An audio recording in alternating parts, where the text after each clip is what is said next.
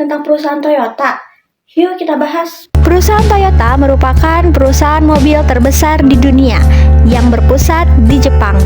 Didirikan oleh Kiichiro Toyoda pada 28 Agustus 1937. Sang ayah, Sakachi Toyoda, sebagai seorang penemu dan pengusaha yang sukses di bidang tekstil, berpesan kepada anaknya, Kiichiro, sebelum wafat untuk meneruskan bisnis.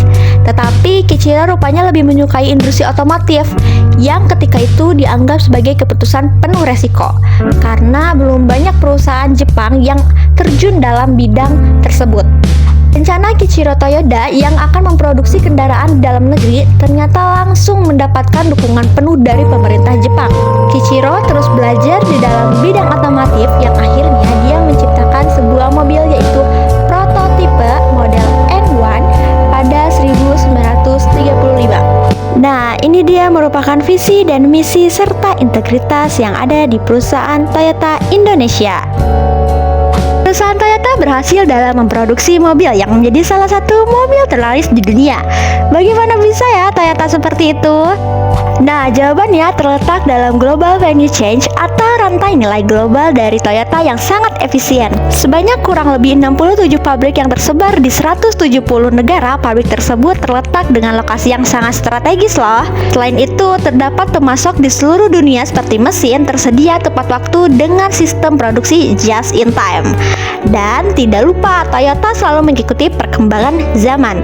Nah, begitulah Toyota berhasil bersaing dengan para perusahaan lainnya dan menjadi salah satu perusahaan mobil nomor 1 di dunia. Nah, apakah perusahaan Toyota ini pernah membuat pelanggaran? Jawabannya pernah ya. Jadi, perusahaan Toyota ini pernah melanggar pemalsuan data mesin diesel, di mana Kementerian Transportasi Jepang sempat menggerebek kantor Toyota pada Januari 2024 kemarin. Setelah Toyota mengakui adanya kecurangan mengenai mesin diesel. Tapi kecurangan ini bukan tentang keselamatan ya, jadi masih aman untuk digunakan. Nah, semoga tidak ada kejadian-kejadian seperti ini lagi di perusahaan Toyota ya, karena bisa menurunkan reputasi dari perusahaan dan melanggar integritas dari perusahaan tersebut. 本件、大変重く受け止めております。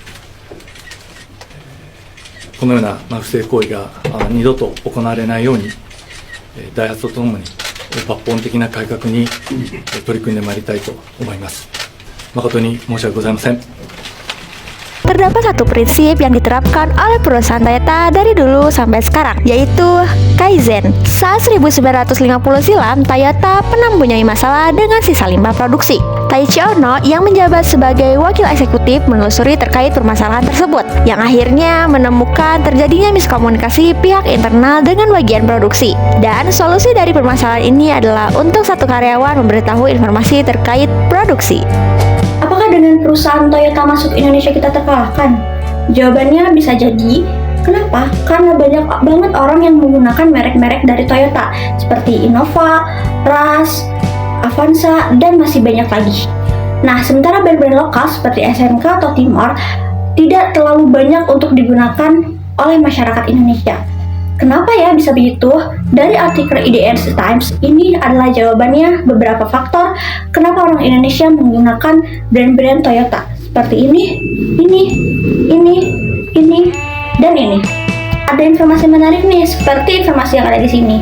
Pak Prabowo telah menginstruksikan untuk para menteri memakai mobil lokal, yaitu Pindad Maung. Nah, yang diproduksi oleh PT Pindad, PT Pindad ini adalah BUMN yang memproduksi alat pertahanan negara kita. Nah loh, kalau kayak gini, apa masyarakat Indonesia seperti kita bisa mengikuti jejaknya? Jawabannya ada di sini ya. Nah, ini dia terdapat dua solusi. Yang pertama, dari sisi masyarakat, mereka harus menggunakan produk dalam lokal. Dan generasi muda yang ahli dalam bidang otomotif harus terus belajar sehingga menciptakan mobil yang sesuai dengan masyarakat Indonesia. Lalu dari sisi pemerintah, mereka harus bisa memfasilitasi generasi muda yang ahli dalam bidang otomotif. Cukup menarik bukan tentang pembahasan perusahaan Toyota?